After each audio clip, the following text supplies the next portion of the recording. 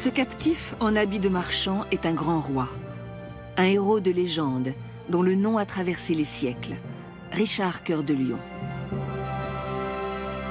Il a quitté son royaume pour aller à la croisade en Terre Sainte. À son retour, il est capturé en Autriche et se retrouve à la merci de ses ennemis. Il passe de la lumière du pouvoir à l'obscurité. C'est la plus grosse affaire de chantage du Moyen-Âge. La moitié de l'Europe y est impliquée. Je dirais qu'il y avait trop de testostérone en jeu.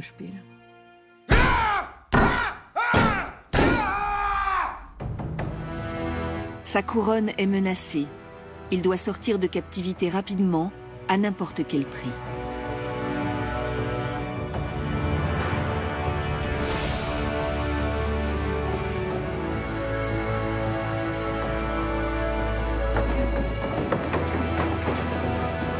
C'est l'un des plus grands scandales politiques du Moyen-Âge.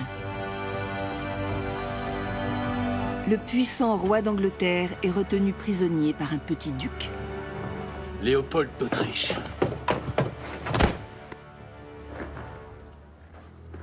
Vous êtes un croisé, tout comme moi. Pourquoi faites-vous cela?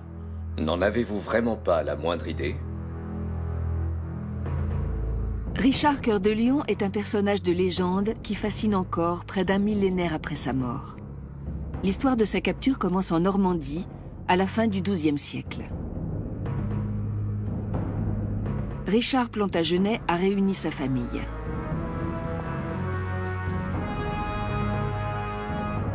Il a grandi en Aquitaine et parle la langue d'oc. Il connaît peu la langue anglaise. Pourtant, il vient d'être couronné roi d'Angleterre. À présent, il se prépare à partir en croisade. Mais en s'éloignant de son royaume, il met sa couronne en péril. Johann, Comte de Montagnier, compareis. Son frère, Jean Santerre, convoite son trône. Vostra Altessa. Prestat un giurament sul Sant Evangeli. Richard le fait jurer de se tenir à distance de l'Angleterre durant les 3 prochaines années, afin qu'il ait le temps de revenir de la croisade. En Inglaterra, pendant los 3 ans venins. Me furabandis del país. Pas jamais. Soy un prince. Pourquoi n'ai-je pas droit à l'Anjou? Ou alors à l'Aquitaine? Ou à la Bretagne? Ou à la Normandie? Telle est la volonté de notre Père béni. Et tu te comportes toujours comme un enfant. Allons, Jean. Jurez donc. Séant. Et si je m'y refuse? Mon fils, c'est un ordre. Jean n'est pas le premier ennemi que Richard se fait, et certainement pas le dernier. En son absence, le roi d'Angleterre ne pourra faire confiance qu'à sa mère, Aliénor d'Aquitaine.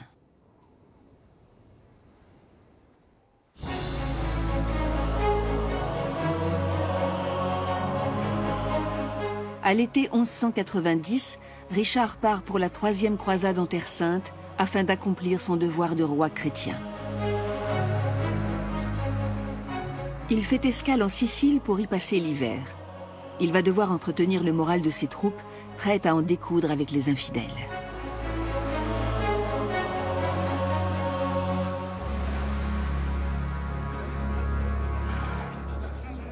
Elle est belle, cette armée qui part pour une nouvelle croisade.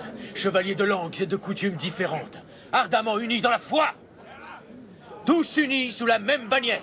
Les croisés partent pour reprendre Jérusalem, conquise 4 ans plus tôt par Saladin, le sultan d'Égypte.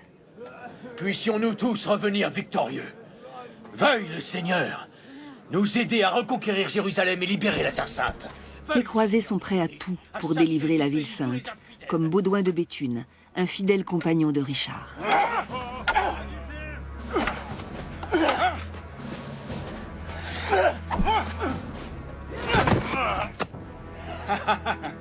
Rends-toi. Jamais. Rends-toi donc. Jamais. Richard fait preuve de la même détermination. Jamais je ne m'inclinerai devant les Sarrasins, tu m'entends? Jamais! Pour tout souverain, la guerre était l'occasion de prouver sa bravoure et sa valeur militaire. Et il n'y avait pas meilleur moyen d'acquérir une réputation héroïque que de prendre la croix et de conduire les armées chrétiennes en Terre Sainte. Richard répond à l'appel du pape. Plusieurs souverains chrétiens oublient leur rivalité pour unir leurs forces et reprendre Jérusalem. C'est ainsi qu'en Sicile, Richard retrouve le roi de France, Philippe Auguste. Ils se connaissent depuis l'enfance et ont été amis. Devenu roi, l'amitié fait place à la discorde.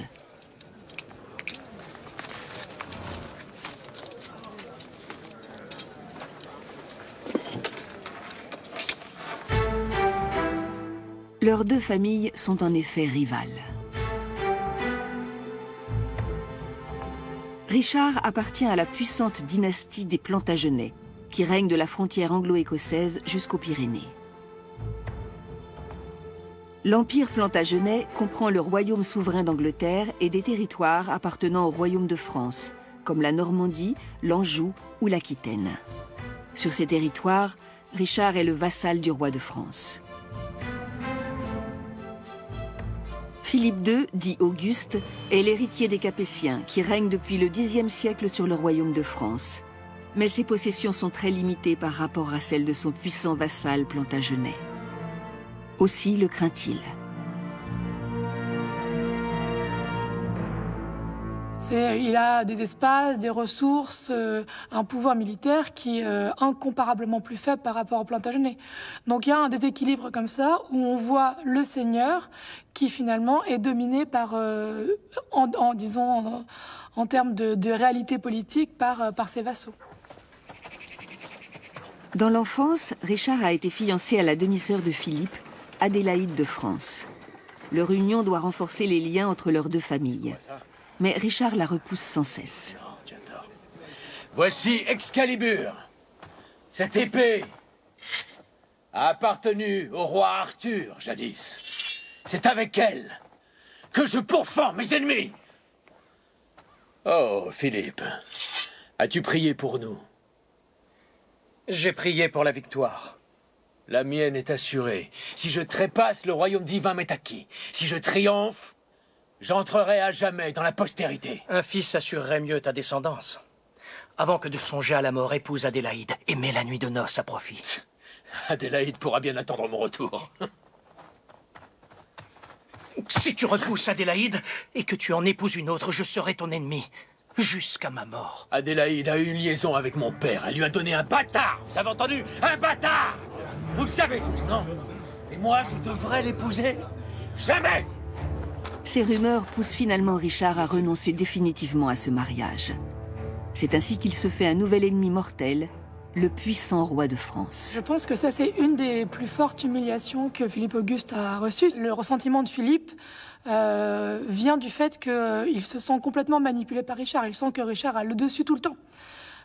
Et sur les champs de bataille, Richard, qui a beaucoup plus d'argent, beaucoup plus d'armées, a aussi le dessus, il est beaucoup plus valeureux. Donc il y a toute une série comme ça d'humiliations que subit Philippe, qui va accroître son ressentiment vis-à-vis de ce vassal beaucoup trop puissant, qui lui fait beaucoup trop d'ombre, et dont il faut qu'il arrive à se débarrasser. Lors d'une autre escale à Chypre, Richard épouse finalement Bérengère de Navarre. Cette alliance matrimoniale stratégique est clairement dirigée contre les Capétiens. Dieu le veut.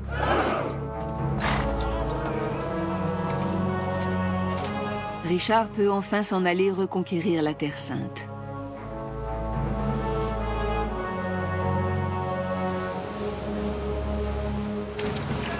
Il arrive devant le port d'Acre au printemps 1191.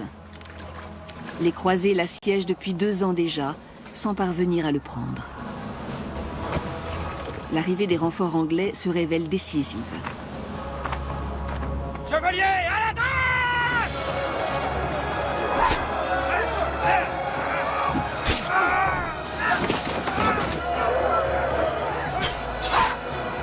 Conduites par Richard, les armées chrétiennes s'emparent de la ville en quelques jours. C'est la première victoire de Richard en Terre Sainte.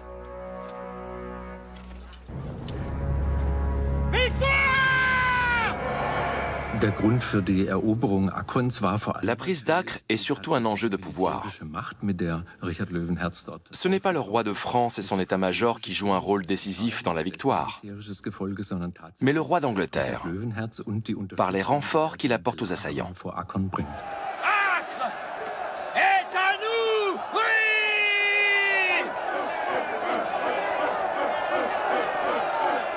Un autre seigneur chrétien a pris part au combat. Même s'il a joué un rôle mineur dans la victoire, il entend lui aussi faire flotter sa bannière sur la ville occupée. C'est le duc d'Autriche, Léopold V.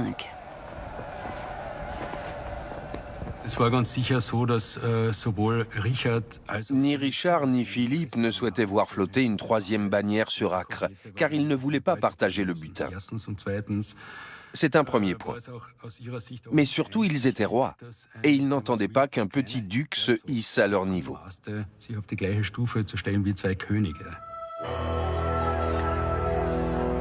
Richard ne compte pas se laisser voler la victoire, mais il réagit de manière fort peu diplomatique.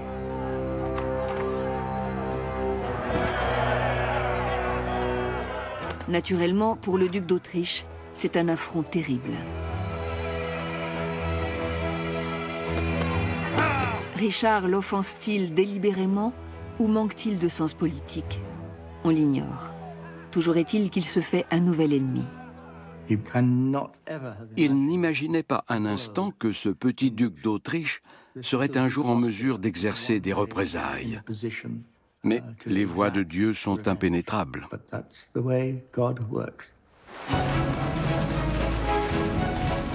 Philippe Auguste rentre en Europe après la prise d'Acre. Richard, lui, continue en direction de Jérusalem.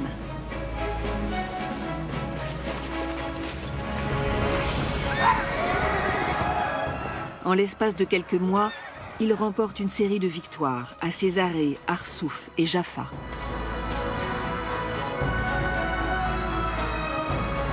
À Acre, il a négocié une rançon en échange de la libération des défenseurs de la ville. Mais l'argent tarde à arriver. Richard ordonne alors l'exécution de quelques 2700 prisonniers. Dans le monde arabe, la mémoire de ce massacre est demeurée.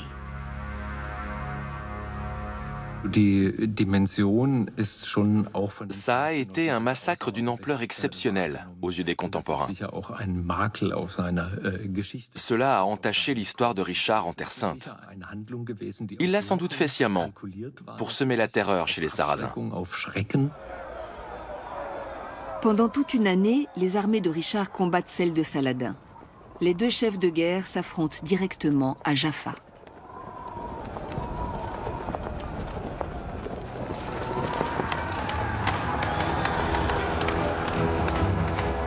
Arrêtez ces mécréants! Droite avec moi! Richard est précédé par sa réputation de bravoure. On dit que les hommes de Saladin perdent courage en le voyant à la tête de son armée. À l'attaque! Tuez ces chrétiens! Combattez jusqu'à la mort! C'est ainsi que les croisés remportent la victoire à Jaffa, d'après des chroniqueurs chrétiens et musulmans. Nous n'en avons pas terminé. La légende de Richard Cœur de Lion est née. Lors de la reconquête de Jaffa, il prouve de manière éclatante ses qualités de chef de guerre charismatique. La bravoure dont il fait preuve lui vaut rapidement d'être surnommé « Cœur de Lion » par les chroniqueurs. Cette image du roi brave comme un lion va passer à la postérité. Au XIXe siècle, on installe une statue équestre de Richard devant le palais de Westminster, à Londres. Lors des bombardements de la Seconde Guerre mondiale, l'épée plie mais ne rompt pas. Un symbole d'une grande force pour les Anglais.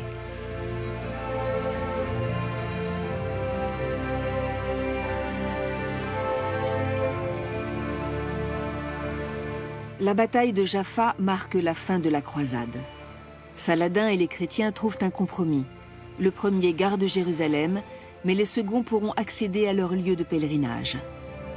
Richard embarque pour l'Europe en octobre 1192. Mais la route est semée d'embûches. Le détroit de Gibraltar est gardé par les Maures et les côtes du sud de la France sont tenues par l'un de ses ennemis, le comte de Toulouse. Richard a tout intérêt à voyager par les terres. La route la plus courte passe par les Alpes, mais les cols sont déjà enneigés à cette période de l'année. Il choisit le chemin le plus sûr. Il débarque sur la côte adriatique et remonte à travers l'Autriche.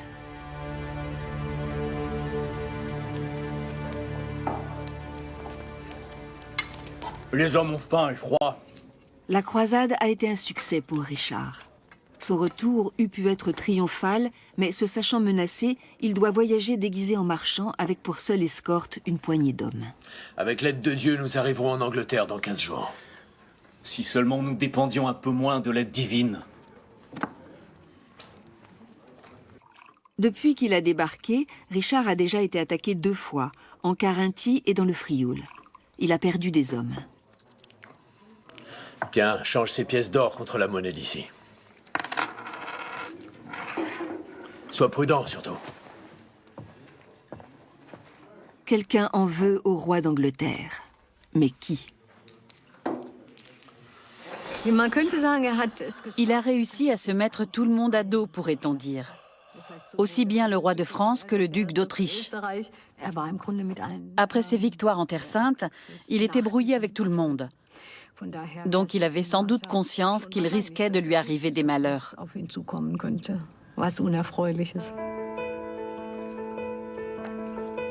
Qui complote contre Richard Cœur de Lion? La réponse se trouve aujourd'hui à l'université d'Oxford. La bibliothèque bodléienne compte près de 12 millions d'ouvrages, dont plusieurs manuscrits d'exception.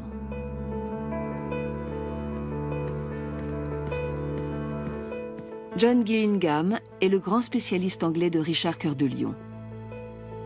Il tire l'essentiel de ses connaissances du précieux manuscrit 582. Cet ouvrage, vieux de 8 siècles, est l'œuvre d'un certain Roger de Hovden. Ce chroniqueur anglais a participé à la croisade aux côtés de Richard. Il apporte un témoignage fiable concernant la capture de ce dernier.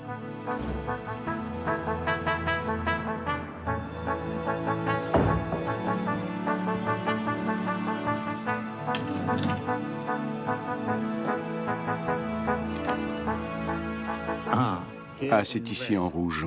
De Captione Riccardi, Regis Sanglier. De la capture de Richard, roi d'Angleterre.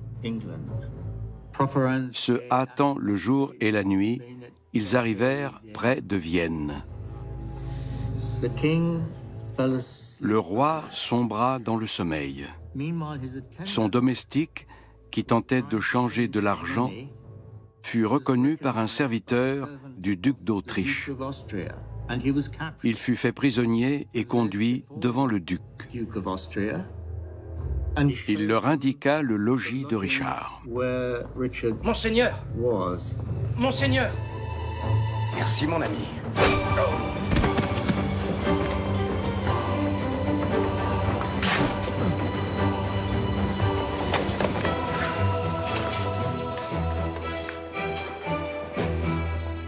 Malgré toutes les précautions qu'il a prises, le roi d'Angleterre, héros de la 3e croisade, a été reconnu et capturé.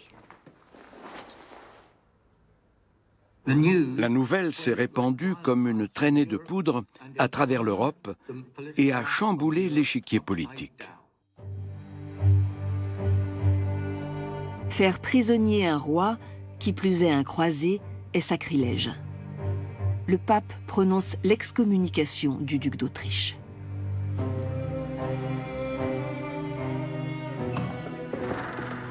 Léopold d'Autriche. Qu'est-ce qui pousse Léopold à encourir la fureur du pape? Vous êtes confortablement installé, il me semble. Vous êtes chez vous partout, n'est-ce pas, Richard? Léopold d'Autriche. Pourquoi faites-vous cela? C'est indigne d'un croisé. N'en avez-vous vraiment pas la moindre idée? Donnez-moi votre épée. Merci.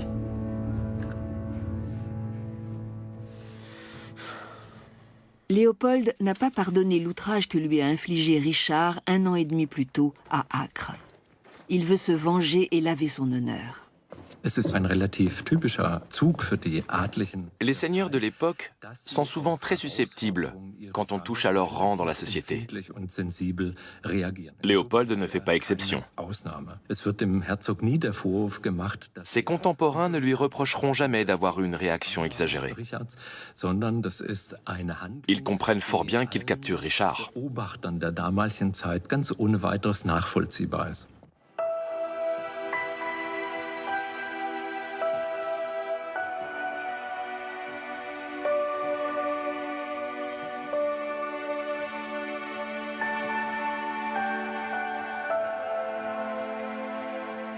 Pour Richard, la chute est vertigineuse.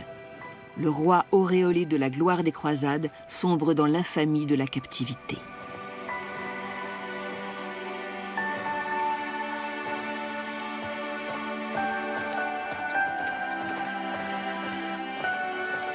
Au Moyen-Âge, il est courant qu'un seigneur réduise un ennemi en captivité pour lui extorquer une rançon ou obtenir un avantage politique. Mais il est rare que le captif soit un roi, croisé qui plus est. Si Léopold a couru le risque d'être excommunié par le pape, c'est sans doute dans l'espoir de toucher une très grosse rançon. Richard en est parfaitement conscient.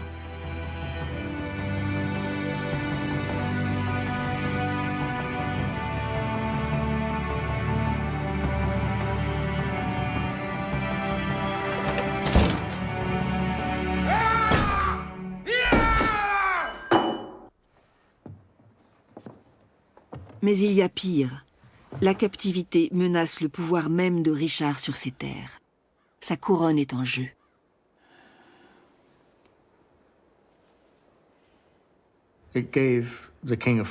Cette capture donne au roi de France une occasion rêvée d'envahir et de démembrer les possessions angevines de Richard.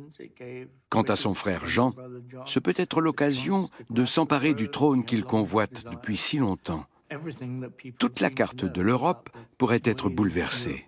Personne ne pouvait dire ce qui allait se passer.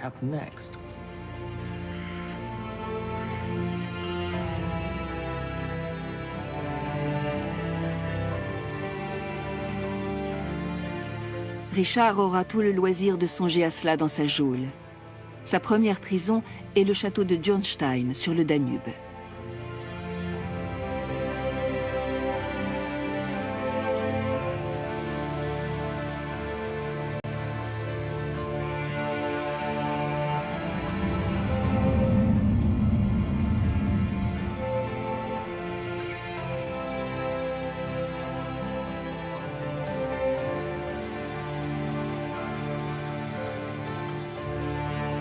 Aujourd'hui, la forteresse accueille de nombreux visiteurs désireux d'en savoir plus sur Richard Cœur de Lion et la légende de Blondel. Blondel est un trouvère et un fidèle compagnon de Richard. On raconte qu'il alla à sa recherche de château en château. Pour se faire reconnaître, il chantait partout la même chanson. La légende veut que ce soit à Dürnstein que Richard lui ait répondu. Cette belle histoire est une pure invention. On dit aussi que Richard croupissait dans un cachot. C'est faux. Léopold n'allait pas risquer la vie de son otage dans des oubliettes froides et humides. Le roi d'Angleterre bénéficiait du confort dû à son rang.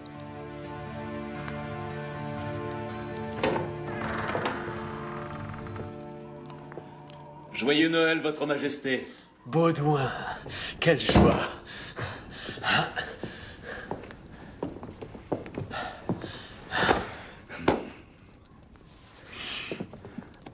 Il semblerait que le duc ait la rancune tenace.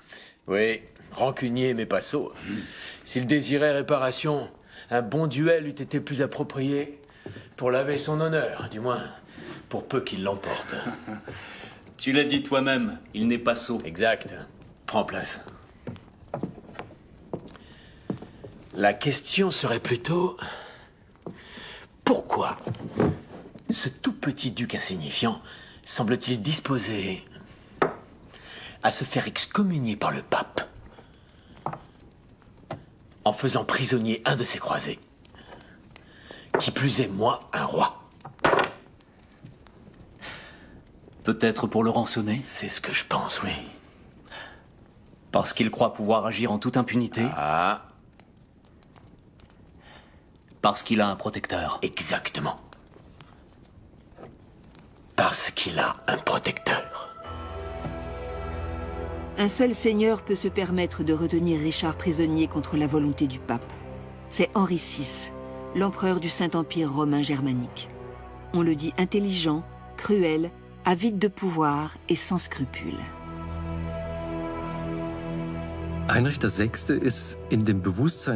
Henri VI a été élevé dans l'idée qu'il avait un rang supérieur à tous. Cela l'a marqué. Il était connu pour sa cruauté. Mais il faut bien voir que les auteurs qui lui font ce reproche ne lui étaient pas favorables du tout. La plupart étaient originaires du sud de l'Italie.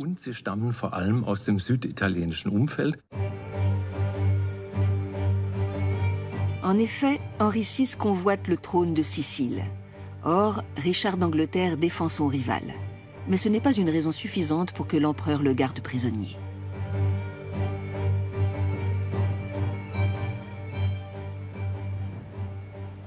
Les êtres humains sont de piètres chasseurs. Nous sommes lents, notre odorat n'est pas développé, ni notre vue perçante. Nous ne pouvons pas voler. Nous sommes d'une faiblesse effrayante. Henri VI rencontre de nombreuses difficultés au début de son règne. Il essuie d'abord un terrible échec en Sicile. Puis, l'année suivante, des princes allemands se révoltent contre lui. Ce sont pour l'essentiel des Guelfes, des parents et alliés du roi d'Angleterre.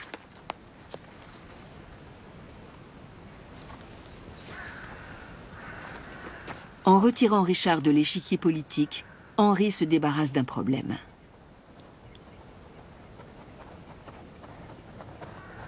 Cependant, Dieu nous a donné un esprit habile. Ainsi, nous pouvons compenser nos faiblesses et nos insuffisances. N'ai-je point raison? L'année précédente, l'empereur germanique a rencontré le roi de France à Milan.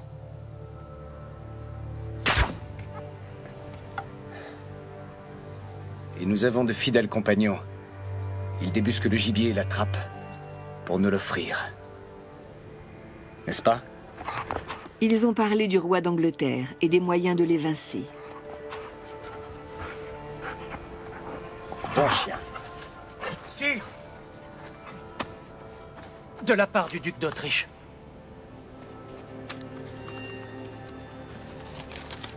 La capture de Richard tombe à point nommé pour Henri.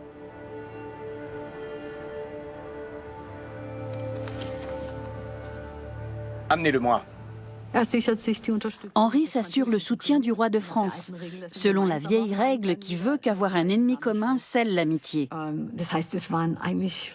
C'est une situation avantageuse pour Philippe Auguste, Henri et même Léopold. Et tant pis pour Richard.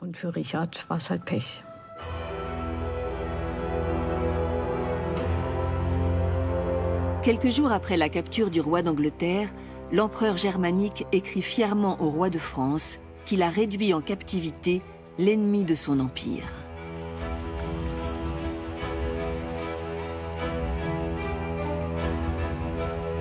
À Londres, on se préparait à accueillir Richard lorsque la nouvelle de sa capture arrive.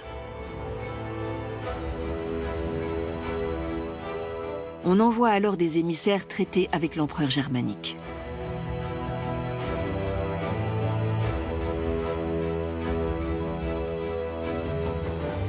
De son côté, le duc d'Autriche n'entend pas livrer son otage à l'empereur sans contrepartie. Il négocie durant 3 mois et obtient de toucher la moitié de la rançon. C'est à cette condition seulement qu'il accepte de livrer Richard à Henri VI. Léopold V était incroyablement opiniâtre. Ça a dû exaspérer Henri VI. Mais l'empereur pouvait difficilement se passer de lui dans la mesure où c'était l'un de ses rares soutiens parmi les princes de l'Empire.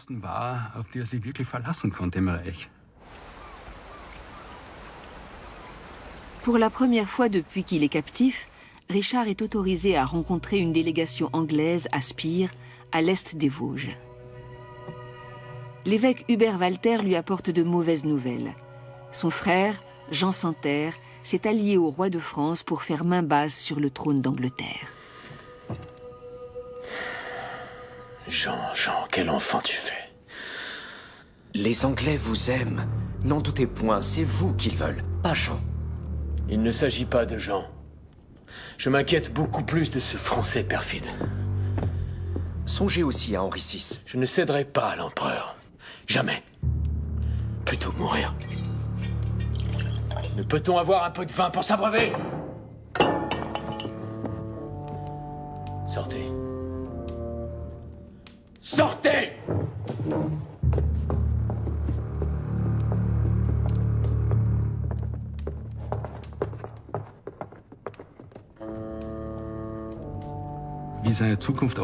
À ce moment-là, Richard n'a aucune idée de ce que l'avenir lui réserve.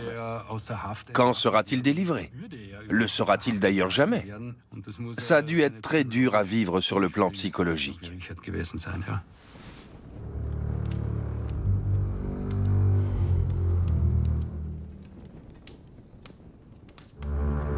À Spire, le roi prisonnier peut enfin prendre une part active dans les événements. Henri a décidé de le traduire devant un tribunal. Richard doit assurer sa défense. Henri accuse le roi d'Angleterre d'être un ennemi du Saint-Empire romain germanique. C'est une manière de légitimer sa capture. Voilà le sens de la mise en scène de Spire.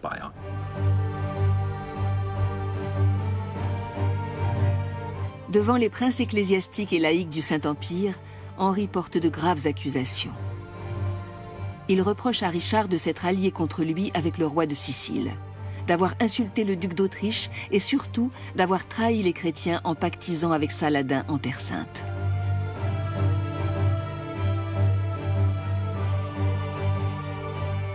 Les sources allemandes disent très peu de choses sur le déroulement du procès.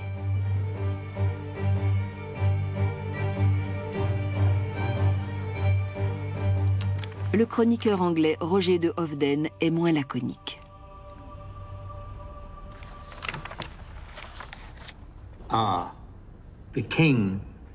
Le roi, avec franchise, courage et loyauté, répond avec tant d'éloquence que l'empereur lui accorde son pardon et même qu'il le loue.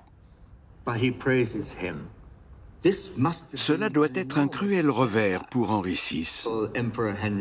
Pour retenir prisonnier un roi croisé, il faut au moins que celui-ci ait commis un crime. Or, si par son éloquence Richard parvient à convaincre le tribunal qu'il n'en est rien, que va-t-il se passer? Que va faire l'empereur germanique? Il ne peut pas garder Richard captif plus longtemps. Richard Plantagenet, rendez hommage à votre suzerain.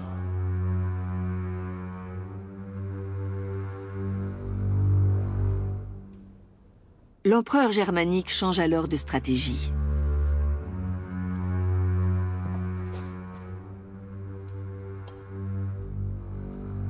Devant tous les princes du Saint-Empire, il donne le baiser de paix à celui qu'il vient d'accuser des pires crimes. Mais il n'a pas dit son dernier mot.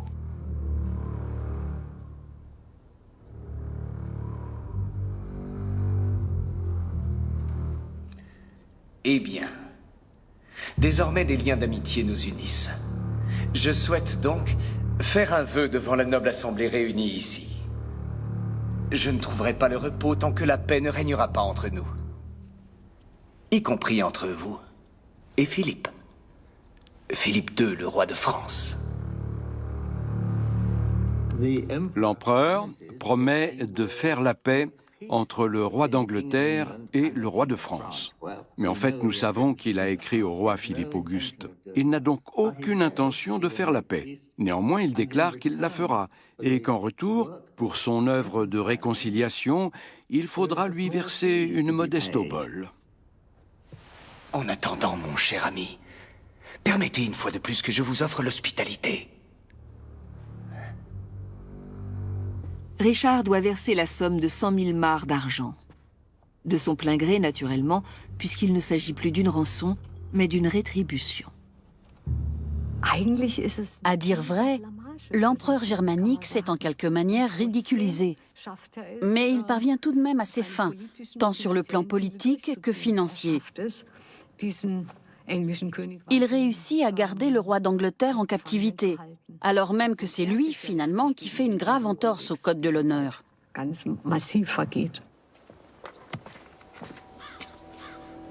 Richard espérait sa délivrance, au lieu de quoi on l'enferme dans une véritable prison cette fois. Le Trifels est un château situé non loin de Spire. C'est là que l'empereur garde ses trésors et ses prisonniers. C'est une véritable forteresse, comparée au château de Dürnstein.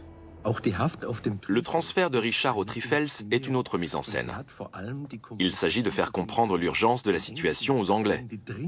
C'est comme si Richard disait « Dépêchez-vous, j'ai besoin de cet argent. Mes conditions de détention sont insupportables. Il faut que je sorte de là, ma vie est en danger. »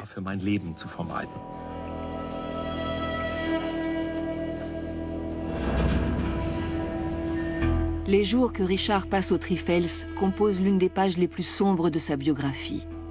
Il apprend que Philippe Auguste tente de s'emparer de la Normandie.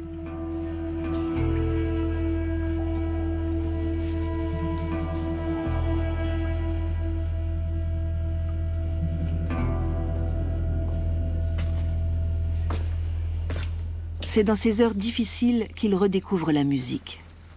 Elle lui apporte du réconfort. Mais elle est surtout un excellent moyen de communication. 2 chansons de Richard sont parvenues jusqu'à nous, musique et paroles comprises. L'une d'elles a été écrite en captivité. Janu, ons prise ne dira sa raison. Janu, ons prise ne dira sa raison.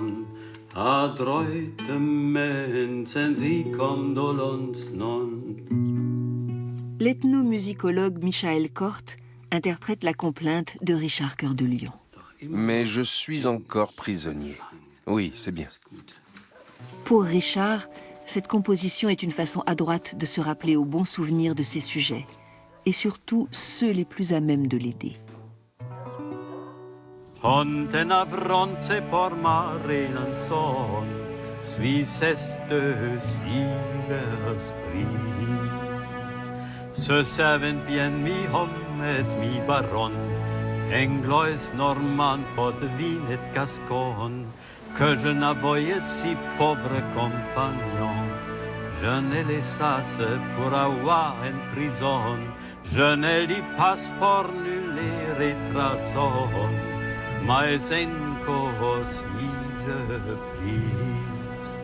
Trouvères et troubadours porteront l'appel de Richard jusqu'à ses terres.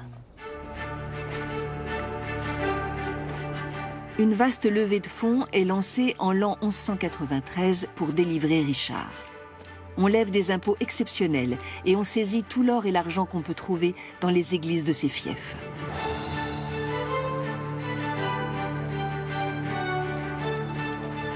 Jamais un roi n'a autant ponctionné ses domaines que Richard Cœur de Lion, écrira plus tard le chroniqueur anglais Raoul de Coggeshall.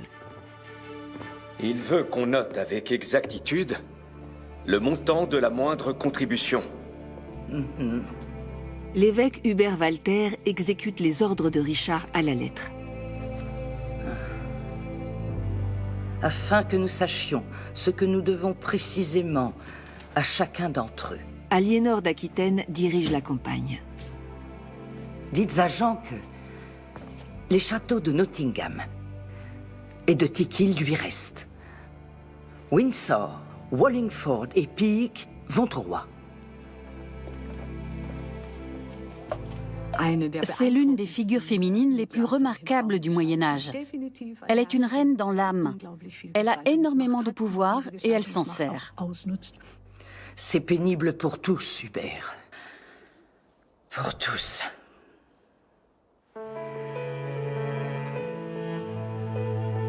« 100 000 marcs d'argent représentent une somme colossale à l'époque. Cela équivaudrait à près de 2 milliards d'euros aujourd'hui.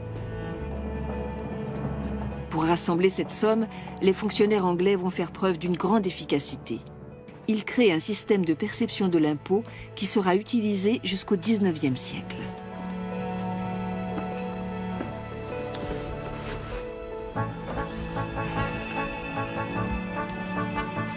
Les grands rôles de l'échiquier sont la plus longue et la plus vieille collection de registres de l'administration anglaise. Les fonctionnaires faisaient des entailles sur un bâton pour enregistrer le montant des taxes acquittées, puis ils fendaient le bâton et en donnaient une moitié aux contribuables comme reçu.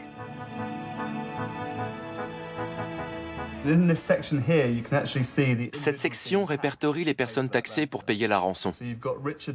Richard Basset, par exemple, a versé 15 livres, et Richard Falliot, 14 livres et 15 shillings. Il y a beaucoup de sections comme celle-ci dans les rouleaux, donc beaucoup de personnes ont versé de l'argent à l'échiquier. Les contribuables qui s'étaient acquittés d'une taxe recevaient une preuve de paiement. Le reçu, c'était un bâton sur lequel on faisait des encoches. Cette grande encoche représente 20 livres. Elle fait la largeur d'un auriculaire. Au total, ce sont 20, 40, 60, 87 livres que John de Cormel a payés. Il était shérif, magistrat. C'était un système à la fois très simple et très efficace, qui exclut la possibilité d'une fraude, à cause du grain du bois. Il est facile de vérifier la conformité de deux bouts de bois. C'est aussi un moyen très simple de transférer des fonds dans le pays. Tous les Anglais sont mis à contribution, quel que soit leur rang. Ils l'acceptent assez bien.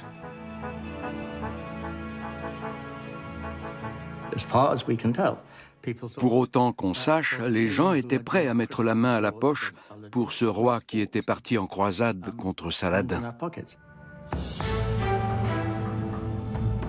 La vraie menace pour Richard reste le roi de France qui s'empare d'un fief plantagenet après l'autre.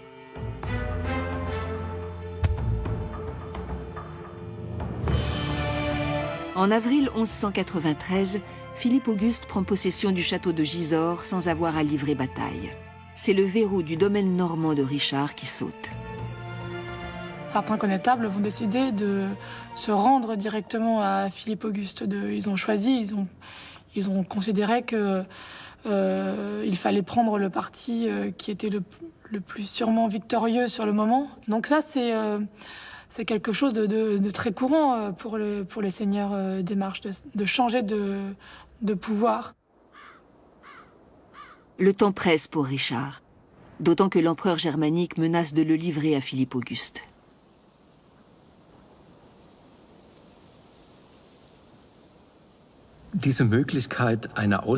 Être livré au roi de France serait une catastrophe pour Richard, c'est évident. Henri joue certainement avec cette éventualité pour faire pression sur lui.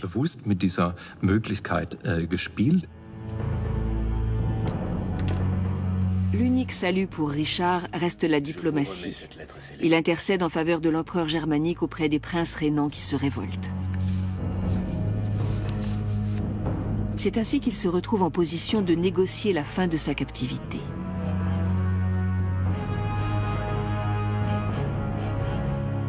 Mais Henri en profite pour exiger une rançon encore plus élevée. Roger de Hovden nous indique les détails de leur accord. Le roi versera 50 000 marcs d'argent supplémentaires à l'empereur et au duc d'Autriche et donnera des otages qui seront rendus contre la même somme. Richard doit donc maintenant payer 150 000 marcs, alors qu'avant il était question de 100 000 marcs. Cette péripétie a dû être rageante et même démoralisante. Et pourtant, c'est une lueur d'espoir pour Richard. Il peut se dire que très bientôt, quand son peuple aura rassemblé cette rançon exorbitante, il sera enfin libre. Ave Maria, gratia plena. 5 mois plus tard, l'heure de la délivrance approche. Comme convenu, Aliénor d'Aquitaine apporte le premier versement de la rançon, soit 16 tonnes d'argent sur les 23 exigées en tout. Avez-vous fait vos prières tous les jours, Richard? Non, mère. Mais ma ferveur a grandi chaque jour. Aliénor est également porteuse d'une bonne nouvelle. Jean voulait usurper le trône d'Angleterre, mais sa tentative a échoué. Je vous remercie pour tout ce que vous faites. Remerciez vos sujets. Ils ont consenti des sacrifices pour vous. Il faut maintenir l'autorité du roi pendant sa captivité. Aliénor, la mère de Richard, y contribue de manière décisive. À près de 70 ans, elle agit politiquement au nom de son fils, avec une autorité manifeste qui assure une paix relative. Janvier 1194. Richard Cœur de Lion est sur le point d'être libéré après plus d'1 an de captivité.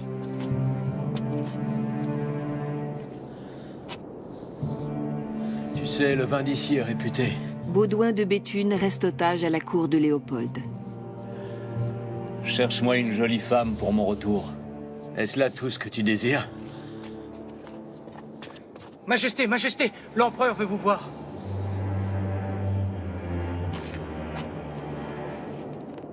Mais un nouveau rebondissement se produit à la dernière minute.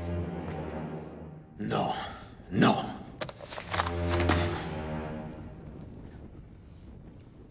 Lisez. Lisez haut et fort. Philippe Auguste et Jean Santerre font une contre-proposition à Henri. La délivrance de Richard Cœur de Lion est remise en question. 100 000 marcs d'argent.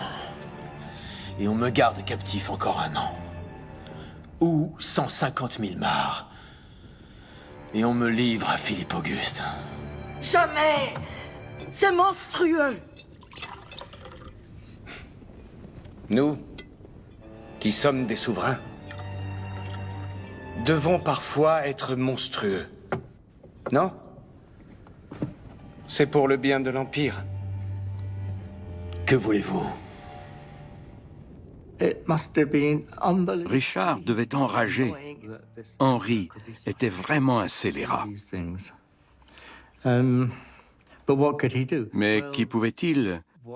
C'est ainsi qu'il a été contraint de prêter hommage à l'empereur.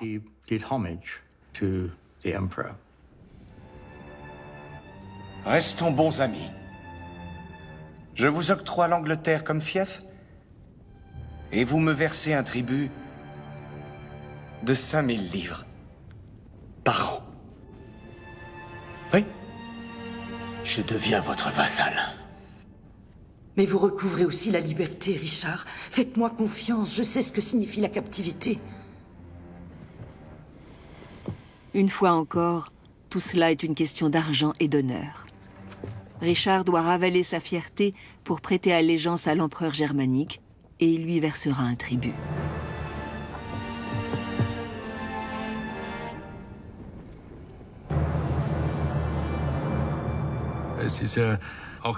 D'après les sources dont nous disposons, sa mère a dû le convaincre d'accepter cette condition supplémentaire.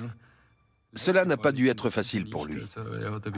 Et il a dû serrer les dents et faire preuve d'une grande maîtrise de soi pour prêter serment.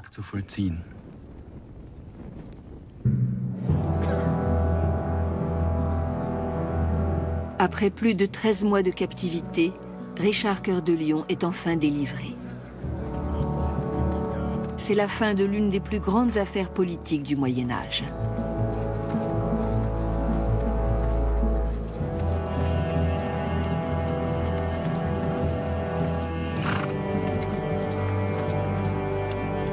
Richard accorde son pardon à Jean, son félon de frère.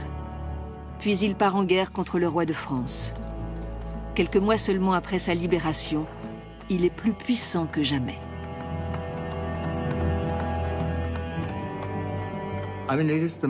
C'est vraiment un cas unique dans l'histoire de l'Europe. Un souverain est capturé par un autre souverain et retenu prisonnier pendant plus d'1 an. Et à sa libération, il regagne son autorité. Cette affaire a des conséquences dans toute l'Europe. Léopold V d'Autriche emploie l'argent de la rançon à développer son administration. Mais moins d'1 an après la libération de Richard, le duc fait une chute de cheval qui lui sera fatale. Le pape lève son excommunication alors qu'il gît sur son lit de mort. Henri VI conquiert le trône de Sicile grâce à la rançon versée par Richard. Il meurt 3 ans plus tard. Richard manœuvre pour que son propre neveu, un guelfe, lui succède à la tête du Saint-Empire romain germanique. Philippe Auguste vivra 24 années de plus que Richard. Son long règne sera essentiel dans la construction de la France. Que reste-t-il du règne de Richard Cœur de Lion? Il reste l'histoire captivante d'un roi dont le rôle est déterminant dans l'Europe médiévale. Richard Cœur de Lion meurt dans la force de l'âge, à 41 ans, d'une blessure causée par un carreau d'arbalète. Il ne laisse pas d'héritier. Son frère Jean lui succède. Il perdra l'essentiel de ses fiefs continentaux en quelques années seulement, au profit de Philippe Auguste. Seule restera la légende de Richard Cœur de Lion. Une légende si belle qu'elle a traversé les siècles jusqu'à nous.